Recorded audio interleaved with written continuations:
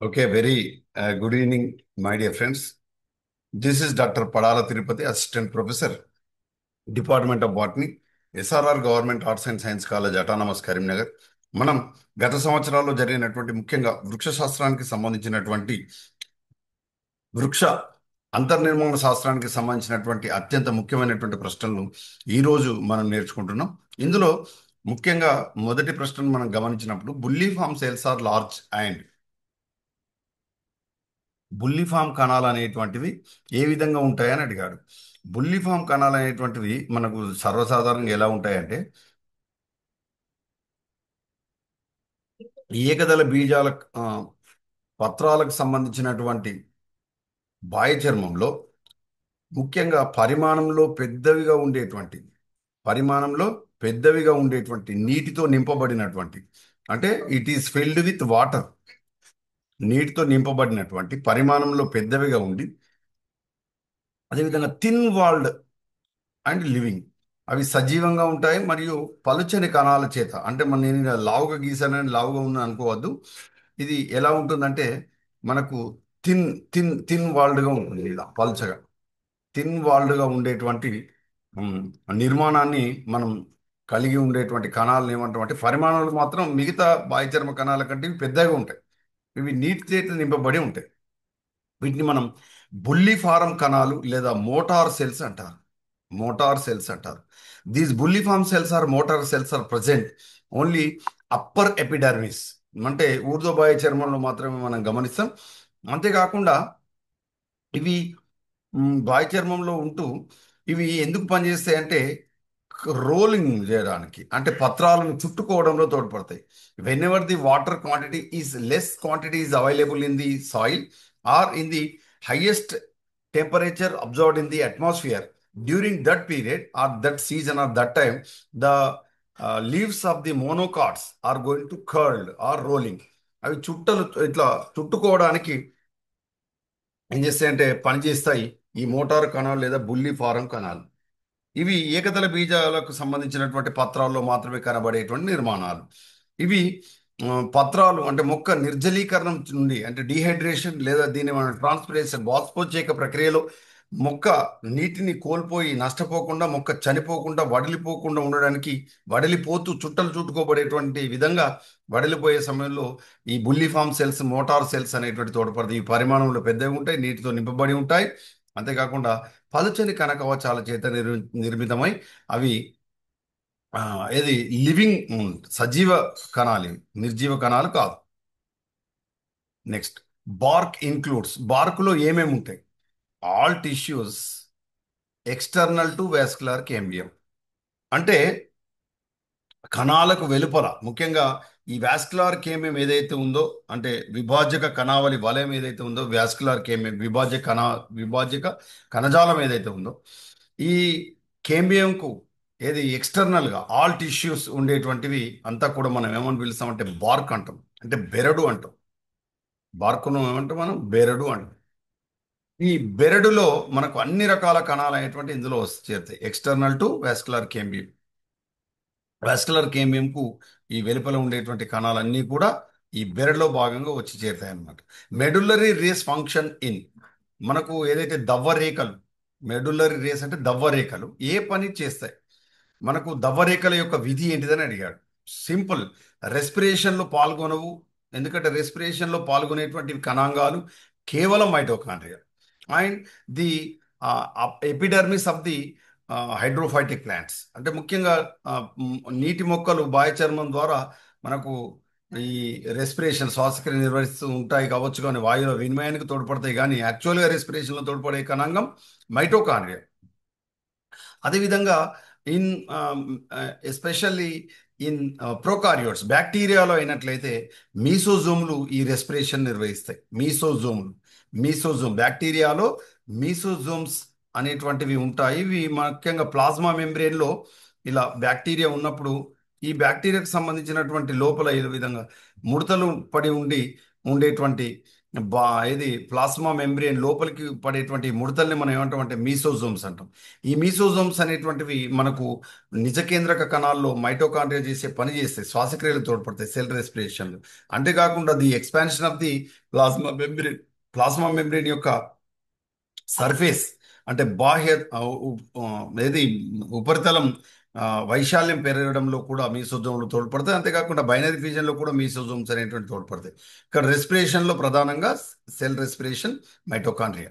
Photosynthesis మనకు తెలుసు, photosynthesis నిర్వహించేటువంటి కణాంగాలు క్లోరోప్లాస్ట్ అనే విషయం గుర్తుపెట్టుకోవాలి. కాకపోతే మనకు బ్యాక్టీరియా తీసుకున్నట్లయితే ఫోటోసింథటిక్ బ్యాక్టీరియాలో ముఖ్యంగా ఈ క్రొమాటోఫోర్లు అనేటువంటి ప్రత్యేకమైనటువంటి నిర్మాణాలు ఉండి లామెల్లాస్, ముఖ్యంగా ఈ హరిత రేణువులకు సంబంధించినటువంటి హరిత రేణువులు ఉండేటువంటి ముఖ్యమైనటువంటి పిగ్మెంట్స్ ఏదైతే ఉన్నాయో క్లోరోఫిలియే కానీ లేదా బ్యాక్టీరియల్ క్లోరోఫిల్కి సంబంధించినటువంటి వర్ణద్రవ్యాలు కలిగి ఉండి కిరణజన సమీకరణ జరుపుతాయి. ప్రొటెక్షన్ మనకు తెలుసు, ప్రొటెక్షన్ అంటే చాలా చాలా ఇంపార్టెంట్. ముఖ్యంగా ఆ, అత్యంత ఒక వేరును కానీ కాండాన్ని కానీ పత్రాన్ని కానీ మనం తీసుకున్నప్పుడు బాహ్య చర్మం చేసే పని ప్రొటెక్షన్.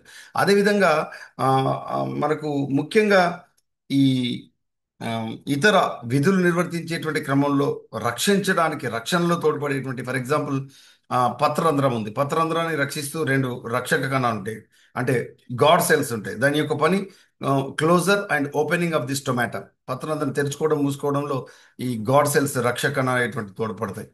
వాటి యొక్క పని మనకు పత్రరంధ్రాన్ని రక్షించడం అన్నమాట. అట్లా ప్రొటెక్షన్ అన్నప్పుడు ఆ విధంగా మనం తీసుకోవచ్చు. అంతేకాకుండా ఈ ప్రొటెక్షన్కి సంబంధించి మనం తీసుకున్నప్పుడు ఈ డీహైడ్రేషన్ నుంచి, ట్రాన్స్పిరేషన్ నుంచి రక్షించడంలో మనకు ఈ బాహ్య చర్మం పైన కేశాలు, నువ్వు లాంటి కేశాలు ఉండడం, అదేవిధంగా మనకు అవబాసిని అంటే క్యూటికల్ లేయర్ ఉండడం, ఏది మైనంతో కూడి ఉండేటువంటి క్యూటికల్ లేయర్ ఉండడం, ఇది కూడా రక్షణలో ఒక భాగంగా మనం గుర్తించుకోవచ్చు. అంతేకాకుండా రక్షణలో తోడ్పడేటువంటివి ఏంటంటే ముఖ్యంగా ప్రత్యేకించి ఈ ఎక్స్టర్నల్ ఎన్విరాన్మెంట్ నుంచి రక్షించడంలో ఇప్పుడు గాడ్స్ మన ఏది బుల్లి ఫామ్ సెల్స్ ఉన్నాయి, అవి కూడా రక్షించడంలో తోడ్పడతాయి. ఎక్కడి నుంచి? ట్రాన్స్పిరేషన్ నుంచి రక్షించుకోవడం కోసం, మొక్క చనిపోకుండా పత్రాలు చుట్టుకోవడంలో ఏది బుల్లి ఫామ్ సెల్స్ అనేటువంటి చుట్టాలు చుట్టుకోబడి ఉంటాయి, అది కూడా ఒక రకమైన రక్షణని. అంతేకాకుండా మనకు ఈ పత్రాలకు సంబంధించి ముఖ్యంగా ఈ ఆ, ఫైటో కెమికల్స్ కూడా పత్రాల్లో ఉండడం, అవి ఎక్స్టర్నల్ ఎన్విరాన్మెంట్ నుంచి రక్షించుకోవడం. ముఖ్యంగా మైమోజేసి కుటుంబానికి సంబంధించినటువంటి మనకు మైమోజా ప్యూడికా అతిపత్తి, టచ్ మీ నాట్ అంటాం. ఏది మనకు దీన్నే మనం ఇంకేమని పిలుస్తామంటే అత్యంత సునిశ్చితమైనటువంటి, దానికి ఒక మంచి పేరు ఉందన్నమాట. అంటే ముట్టుకుంటే ముడుచుకుంటుంది అని చెప్పుకుంటాం చూడండి, టచ్ మీ నాట్, వయ్యారి భామ, మైమోజా ప్యూడికా అతిపత్తి. ఇది కూడా బాహ్య వాతావరణం నుంచి రక్షించుకోవడం కోసం ఏం చేస్తుందంటే ప్రెషర్, టచ్ అంటే బయట నుంచి వచ్చేటువంటి ఒత్తిడిని ఆధారంగా వర్షం పడ్డప్పుడు కానీ లేదా ఇతర జంతువులు తాకినప్పుడు కానీ మనుషులు తాకినప్పుడు కానీ గాలి బాగా వీసినప్పుడు కానీ అవి ఏం చేస్తాయి, పత్ర వృంతాలు దగ్గరికి వచ్చేసి పత్రాలు పత్ర కాలు కూడా, అంటే అవి పిచ్చాకార సంయుక్త పత్రాలు ఉంటాయి కాబట్టి పిన్నిట్లి కాంపౌండ్ లీఫ్ ఉంటుంది కాబట్టి ఈ పిన్నిట్లి కాంపౌండ్ లీఫ్ అనేటువంటి ముడుచుకోవడాన్ని మనం గమనిస్తాం. ఇదంతా కూడా ఒక రక్షణలో ఒక భాగం. అంతేకాకుండా tracheids differ from vessels in being. మనకు తెలుసు దారువులో ట్రాకిడ్స్, వెజల్స్ అనేటువంటివి దేనిలో భాగంగా అంటే వెజల్స్, ముఖ్యంగా దారువులో భాగం. These are in the part of xylem. Xylem is a dead tissue మనకు తెలుసు. జైలంకు సంబంధించి, ట్రాకిడ్స్కి సంబంధించి, వెజల్స్ సంబంధించి తీసుకున్నప్పుడు ట్రాకిడ్స్ అనేటువంటివి ఎలా ఉంటాయంటే మనకు పొట్టిగా, అంటే కంపేర్ టు వెజల్స్ ఇవి ఎలా ఉంటాయంటే ఇలా పొట్టిగా ఉంటాయి, మనకు పొట్టిగా ఉంటాయి. నాళాలు అనేటువంటివి, దారుణాలు అనేటువంటివి కంపేర్ టు ఇది ట్రకిట్స్ అనేటువంటివి దారుణాలు పెద్దగా ఉంటాయి. ట్రకియా లేదా వెజల్స్ అని, ట్రకియా లేదా వెజల్. ట్రకిట్స్ అనేటువంటివి దారు కణాలు, వెజల్స్ లేదా ట్రకిట్స్ ట్రకియా అనేటువంటివి దారునాళాలు. దీనికి దానికి ఉన్నటువంటి తేడా ఏంటిదంటే మనకు ట్రకిట్స్ అనేటువంటివి చిన్నవిగా ఉంటాయి, అంతేవిధంగా వితౌట్ పెర్ఫోరేషన్, అంటే మనకు ప్రత్యేకించి వీటి లోపల దారునాళాలకు సంబంధించి మధ్యలో ఈ పెర్ఫోరేషన్స్ అనేటువంటివి ఉంటాయి. కానీ ట్రాకెట్స్ అలాంటి నిర్మాణాలు ఏవి ఉండవు, గుర్తుపెట్టుకోండి. వితౌట్ సీవ్, అసలు సీవ్ ప్లేట్స్ అనేటువంటివి మనకు ఎక్కడ కనబడుతుంది? సీవ్ ట్యూబ్లో కనబడుతుంది, అది ఫ్లోయంలో భాగం, ఇక్కడ కాదు. Next phloem is another name, phellem, phloem కాదు, phellem is another name for, phellem ఏమని పిలుస్తారు, చాలా చాలా ఇంపార్టెంట్. ఫెల్లంను కార్క్ అంటాం, ఫెల్లం ఏమంటాం? కార్క్ అంటాం. మరి కేంబియం ఏమంటాం మనం? ఫెల్లోజన్ అంటాం. కార్క్ కేంబియం ఏమంటాం? ఫెల్లోజన్. మరి ఫెల్లో డర్మ్ అంటే ఏంటిది? ఫెల్లో డర్మ్. ఫెల్లం. ఈ పదాలు బాగా గుర్తుపెట్టుకోవాలి. ఫెల్లం, ఫెల్లోజన్, ఫెల్లోడర్మ్. ఫెల్లం ఏమంటాం మనం? కార్క్ అంటాం, బెండు. ఫెల్లోజన్ ఏమంటాం? కార్క్ కేంబియం అంటాం. కార్క్ కేంబియం అంటే వల్కల విభాజక కణజాలం అంటాం. ఓకేనా? అదేవిధంగా ఫెల్లో డర్మ్ అంటే మనం ఏంటిదంటే ఈ ఆ, మనకు దీన్నే ఏమని పిలుస్తామంటే మనకు ఆ, చర్మం. ఏ చర్మము ఇది అంటే ఆ, బయట వెలుపలి వైపు ఉండేటువంటి ఫెల్లో డర్మ్.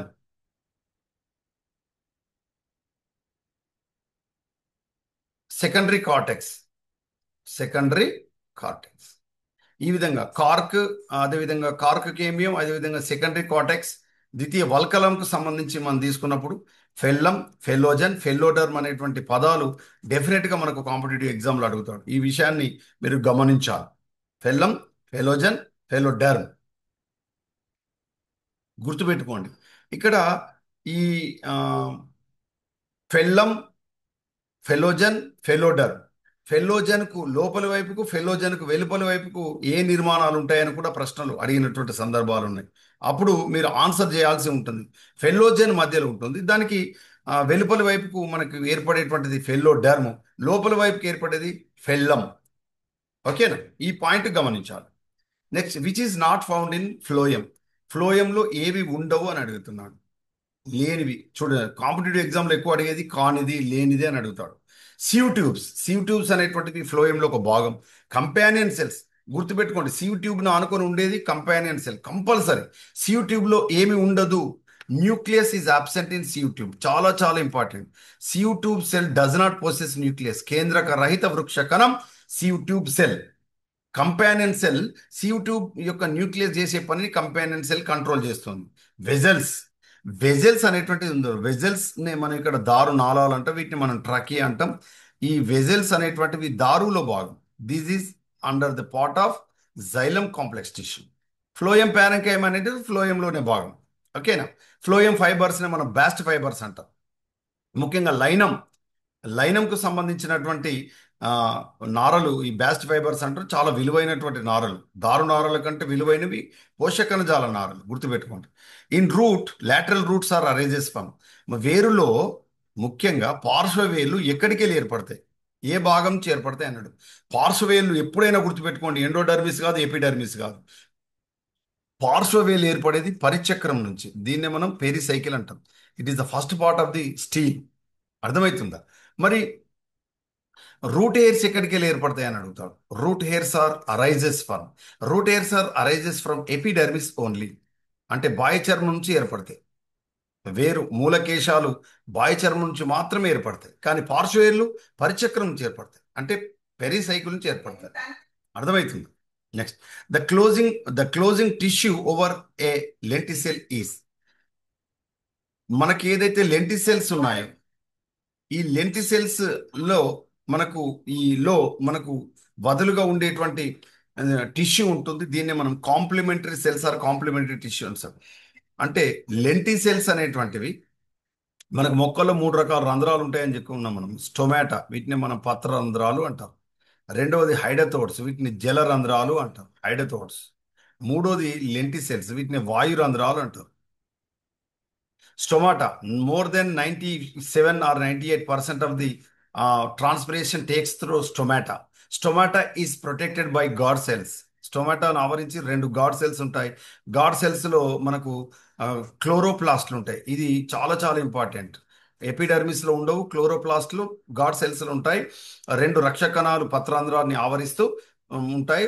బాష్పోచేకాన్ని 98% బాష్పోచేకము, అదేవిధంగా ఎక్స్చేంజ్ ఆఫ్ ది గ్యాసెస్ జరుగుతుంది, ముఖ్యంగా రెస్పిరేషన్ అండ్ ఫోటోసింథసిస్లో. హైడోథోడ్స్ ముఖ్యంగా హెర్బేసియస్ ప్లాంట్స్లో, ముఖ్యంగా హెర్బ్స్లో, కూరగాయల మొక్కల్లో, మోనోకాట్స్కు సంబంధించిన వరి, మొక్కజొన్న, జొన్నకు సంబంధించినటువంటి పత్రాల అంచుల్లో జలరంధ్రాలు ఉంటాయి. ఇవి ఎలాంటి రక్షణ లేకుండా, మూసుకోకుండా ఎప్పుడు ఓపెన్ ఉంటాయి. Very very important. Always closures. ఇప్పుడు పొంగిచ్చిపోదాం. Always it is open. ఇవి హైడతోడ్స్ అనేటువంటి ఎప్పుడు కూడా ఓపెన్ చేయబడి జలరంధ్రాలు ఎప్పుడు తెరవబడి ఉంటాయి. అది జలరంధ్రాలకి దగ్గరగా ఉండి వదులుగా ఉండేటువంటి కణజాలం ఉంటుంది. దీన్ని మనం ఎపిథెమ్ అంటారు. ఏమంటారు? ఎపిథెమ్ అంటారు. అదేవిధంగా ఇవి వెచ్చటి సాయంకాలాల్లో నీటి బిందుల రూపంలో విడుదల చేస్తే వీటిని మనం హైడతోడ్స్ ద్వారా జరిగే విధానాన్ని మనం గట్టేషన్ అంటాం. అంటే బిందు స్రావం అంటాం. ఏమంటాం? బిందు స్రావం. అంటే హైడతోడు ద్వారా జరిగేది బిందు స్రావం, పత్రరంధ్రాల ద్వారా జరిగేది బాష్పోత్సేకం. మరి లెంటిసెల్స్ వాయురంధ్రాలు ద్వితీయ వృద్ధి జరిగినటువంటి కాండాల యొక్క బెరడుల్లో మనకు లెంటిసెల్స్ ఉంటాయి, వాయురంధ్రాలు ఉంటాయి. వీటి ద్వారా జస్ట్ 1% లేదా 0.1%, 0.5% మాత్రమే బాష్పోత్సేకం అనేటువంటి జరుగుతుంది లెంటిసెల్స్. ఈ లెంటిసెల్స్లో ఆవరించి ఉండేటువంటి కణజాలం ఇక్కడ స్టొమాటోలో ఉండేటువంటివి గాడ్ సెల్స్. అదేవిధంగా హైడతోడ్స్ దగ్గర ఉండేటువంటి వదులుగుండే కణజాలం ఎపిథెమ్. మరి లెంటిసెల్స్ దగ్గర ఉండేటువంటి కణజాలాన్ని మనం ఏమంటాం? కాంప్లిమెంటరీ టిష్యూ లేదా కాంప్లిమెంటరీ సెల్స్. అంటే సంపూరక కణాలు ఉంటాయి. లెంటిసెల్స్ దగ్గర ఏముంటాయి? సంపూరక కణాలు ఉంటాయి. అర్థమవుతుందా? ఇది లెంటిసెల్స్కి సంబంధించి ద్వితీయ వృద్ధి జరిగిన కాండాల్లో మాత్రమే బెరడులో గమనిస్తాం. Next, girdling involves removal of. మనకు తెలుసు ఈ ద్వితీయ వృద్ధి జరిగినటువంటి కాండాల యొక్క బెరడులో ప్రత్యేకించి ఈ గడ్లింగ్ ఇన్వాల్వ్స్ రిమూవల్ ఆఫ్. ఇది ఏం చేస్తాయంటే ఫ్లోయం అండ్ కార్టెక్స్. అది మనం ఒక కాండానికి ఇలా అడ్డుకోత కోసి దానికి సంబంధించినటువంటి ఘాటు పెట్టడం ద్వారా వేటి తీసేసిన అవుతామంటే పోషక కణజాలం మరియు వల్కలాన్ని తీసేసిన వాళ్ళం అవుతాం. గుర్తుపెట్టుకోండి. నెక్స్ట్, ఒకవేళ వల్కలం ఇవ్వకపోతే ఫ్లోయం అని ఆన్సర్ పెట్టాలి. అంటే ఫుడ్, ఆహార పదార్థాలు ఎంతవరకు ఆ, రవాణా అవుతున్నాయి లేదని ఐడెంటిఫై చేయడానికి గుర్తించే పరీక్షలు గర్డలింగ్ ఎక్స్పెరిమెంట్స్.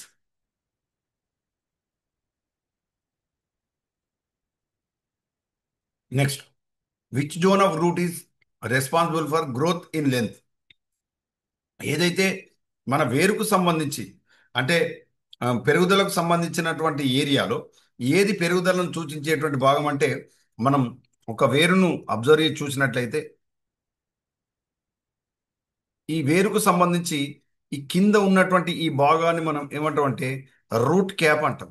ఏమంటాం? Root cap. ఇది మనకు టెరెస్ట్రియల్ ప్లాంట్స్లో గమనిస్తాం. ఒకవేళ హైడ్రోఫైటిక్ ప్లాంట్స్లో అయితే రూట్ క్యాప్కి బదులు ఏముంటాయంటే రూట్ బ్యాగ్స్ ఉంటాయి. Root bags are root pockets ఉంటాయి.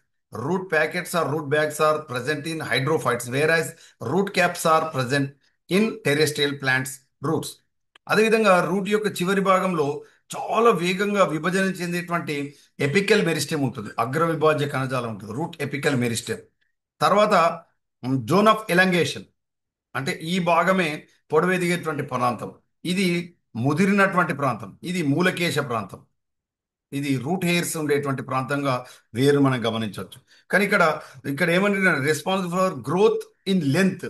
లెంత్ ఎక్కడ గమనిస్తామంటే root of elongation, zone of elongation, పొడవు ఎదిగేటువంటి ప్రాంతం ఇగో ఈ ప్రాంతం. Okay, right. Zone of maturation అయ్యేటువంటిది ఏది? ఇది మెరిస్టెమ్ జోన్. ఏది? ఇగో ఇక్కడ. ఇది మెరిస్టెమ్ జోన్. ఈ రూట్ క్యాప్ ఇది చివరిది.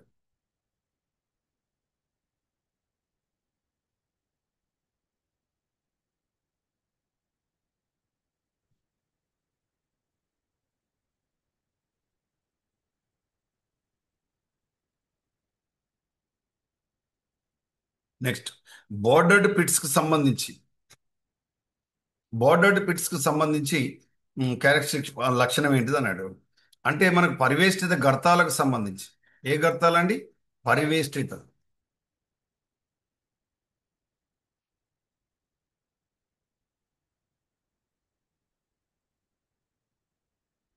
పరివేష్టిత గర్తాలకు సంబంధించి మనం తీసుకున్నప్పుడు ఈ పరివేష్టిత గర్తాలు అనేటువంటివి మనకు ఏ లక్షణం ఇవి ఉండడం అనేది వేటి లక్షణం? ప్యారంకైమానా? అసలు ప్యారంకైమాలో గర్తాలే ఉండవు. సీవ్ ట్యూబ్స్ లో కూడా గర్తాలు ఉండవు. కోలెన్ కైమానా స్థూలకోణ కణజాలమా? కాదు, ట్రాకిట్స్లో ఉంటాయి. అంటే దారు కణాలలో పిట్స్ ఉంటాయి. అంటే సింపుల్ పిట్స్ ఉంటాయి, అంటే సరళ గర్తాలు ఉంటాయి. అదేవిధంగా బార్డర్డ్ పిట్స్ ఉంటాయి, అంటే మనకు పరివేష్టిత గర్తాలు ఉంటాయి. ఇది చాలా చాలా ఇంపార్టెంట్.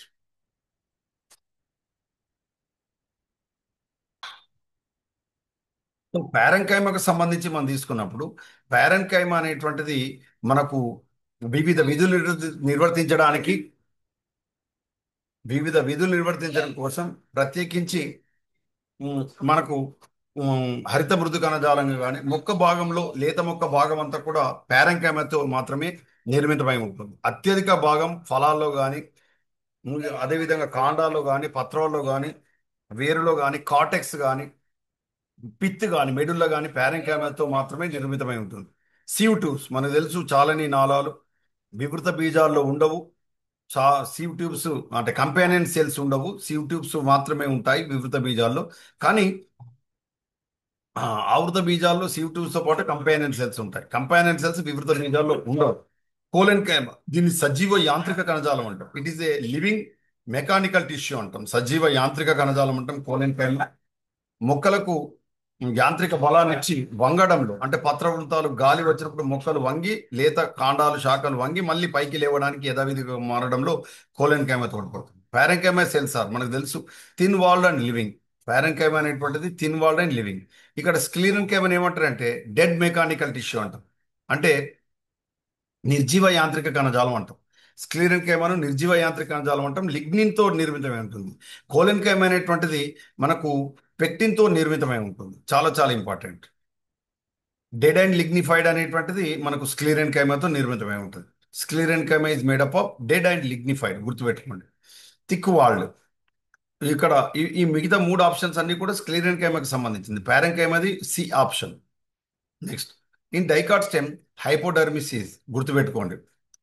ద్విదళ బీజ కాండానికి సంబంధించి ఎపిడర్మిస్ కి కింద ఉండేటువంటి బాహ్య చర్మానికి కింద ఉండేటువంటి హైపోడర్మిస్ దేంతో నిర్మితం అంటుంది? కోలెన్ కైమతో నిర్మితం, అంటే స్థూలకోణ కణజాలంతో నిర్మితమై ఉంటుంది.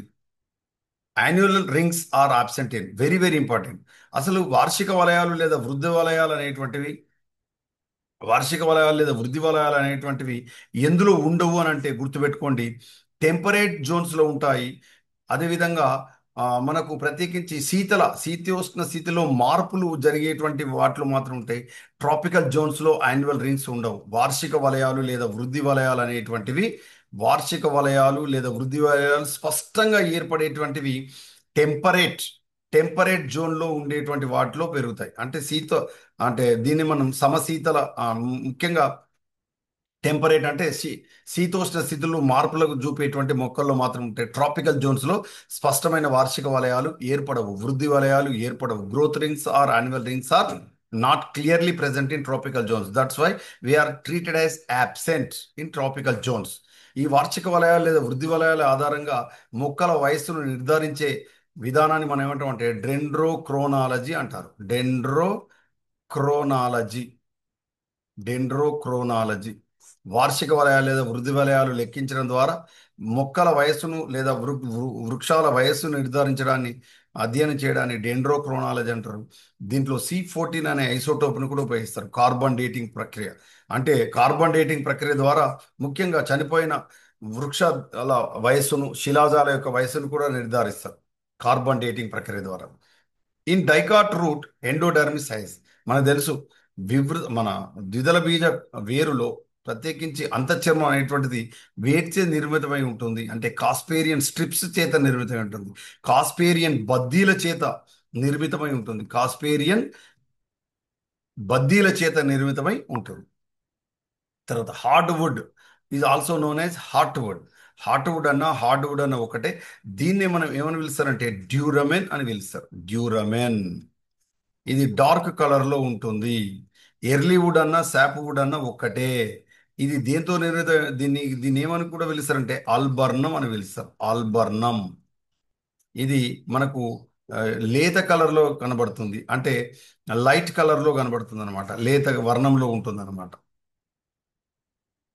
The central part of stem is, గుర్తుపెట్టుకోండి, కాండం యొక్క మధ్య భాగం దేంతో నిర్మితం అవుతుందంటే మెడుల్లా ఆర్ పిత్, దవ్వచే నిర్మితమై ఉంటుంది. Secondary xylem and phloem are formed by. ద్వితీయ పోషకజాలం, ద్వితీయ దారు ఏ విధంగా నిర్మితమై ఉంటుంది? దేని ద్వారా అంటే వాస్కులార్ కేంబియం ద్వారా. Which of the following has bicollateral vascular bundles? అంటే చాలా చాలా ఇంపార్టెంట్. సాధారణంగా వాస్కులార్ బండిల్స్ ఏదైతే నాలికా పుంజాలు ఉంటాయో మనకు బైకోలేటరల్ అంటే మనకు కుకుర్బిటేసి కుటుంబానికి సంబంధించినటువంటి మొక్కల్లో దోస, బీర, గుమ్మడి, కాకర, దొండ, అదేవిధంగా ఆ, కాకర బోడ కాకర, అదేవిధంగా బీర అది నేతి బీర, ఆ, అదేవిధంగా సొరకాయ, ఇలాంటి వాటన్నిటిలో అంటే గౌడ్స్ ఫ్యామిలీ అంటాం మనం. Gourds, bitter gourd, snake gourd, అదేవిధంగా బాటిల్ గాడ్, స్మూత్ గాడ్, ఇట్లా స్పాంజ్ గాడ్ అని పిలిచే ఇలాంటి వాటిల్లో మనకు ఆ, ద్విసహపార్శ్వ కొల్లేటర్ అంటే సహపార్శ్వం అంటాం. బైకొల్లేటర్ అంటే ద్విసహపార్శ్వ నాళిక పుంజాలు ఉంటాయి. ద్విసహపార్శ్వ నాళికా పుంజాలు ఉండడం, ద్విసహపార్శ్వ నాళికా పుంజాలు ఉండడం మనకు కుకుర్బిటేసి కుటుంబానికి సంబంధించిన మొక్కల యొక్క అత్యంత ముఖ్య లక్షణం. అదేవిధంగా in dorsiventral leaves tomato or more on, చాలా చాలా ఇంపార్టెంట్. డార్సీ వెంట్రల్ లీఫ్ అనేటువంటి దాన్ని మనం గమనిస్తే దీన్నే మనము ఆ, ఏమని పిలుస్తామంటే పృష్ఠోదర పత్రం అని అంటాం. ఈ పృష్ఠోదర పత్రం అనేటువంటిది ద్విదళ బీజాల్లో ఉంటుంది. ద్విదళ బీజ పత్రాన్ని పృష్ఠోదర పత్రం అంటాం. అంటే అడాక్సియల్ సర్ఫేస్, అబాక్సియల్ సర్ఫేస్ అని రెండు సర్ఫేసులు స్పష్టంగా కనబడతాయి. ఇందులో పత్రాంధ్రాలను మాత్రం గమనిస్తే లోయర్ సర్ఫేస్లో మాత్రం ఎక్కువ మొత్తంలో ఉంటాయి. చాలా చాలా ఇంపార్టెంట్. మరి ఒకవేళ ఆ, మనకు ఐసో బైలాటరల్ లీఫ్ అయితే, ఐసో బైలాటరల్ లీఫ్ దీన్నే మనం ఏమంటామంటే ద్విసహపార్శ్వ, మనం ఏమంటామంటే ఆ, ఆ, ద్విసహపార్శ్వ పత్రం, పృష్ఠోదర పత్రం, ద్విసహపార్శ్వ పత్రాన్ని మనం గమనిస్తే ఇవి మనకు మోనోకాట్లో గమనిస్తాం, అంటే ఏకదళ బీజాల్లో గమనిస్తాం. ఇందులో మనకు పత్రంధ్రాలు అనేటువంటివి రెండు సర్ఫేస్లో అంటే అప్పర్ ఎపిడర్మిస్, లోయర్ ఎపిడర్మిస్ లో సమానంగా మనకు ఈ స్టొమాటా అనేటువంటిది డిస్ట్రిబ్యూట్ అయి ఉంటాయి. అంటే ఆ, మనకు సమద్విపార్శ్వ, ద్విసహపార్శ్వ అనకూడదు, సమద్విపార్శ్వ పత్రం, సమద్విపార్శ్వ పత్రం, ఐసోబైలాటరల్ లీఫ్, ఇది ఏకదళ బీజాల్లో ఉంటుంది. ముఖ్యంగా వరి, జొన్న, గోధుమ, మొక్కజొన్న, అదేవిధంగా మనకు ఈ ఆర్కిడేసి కుటుంబానికి సంబంధించినటువంటిది. దాంతో పాటుగా మనకు పామె, అరికేసే కుటుంబానికి సంబంధించిన మొక్కలన్నీ కూడా ఏకదళ బీజాలకు సంబంధించినటువంటి మొక్కలు. ఇలాంటి వాటిల్లో పత్రాల్లో మనకు ఇలాంటి పత్రాన్ని ఐసోబైలాటరల్ లీఫ్ అంటాం, సమద్విపార్శ్వ పత్రం అంటాం.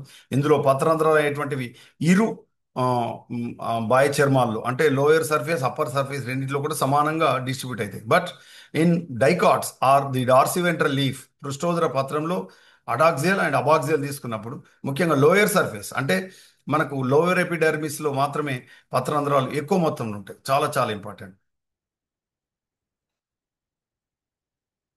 తర్వాత మ్యాచ్ ద ఫాలోయింగ్, ఇది నెక్స్ట్ తరగతిలో మనం చూద్దాం. I will stop here my dear friends.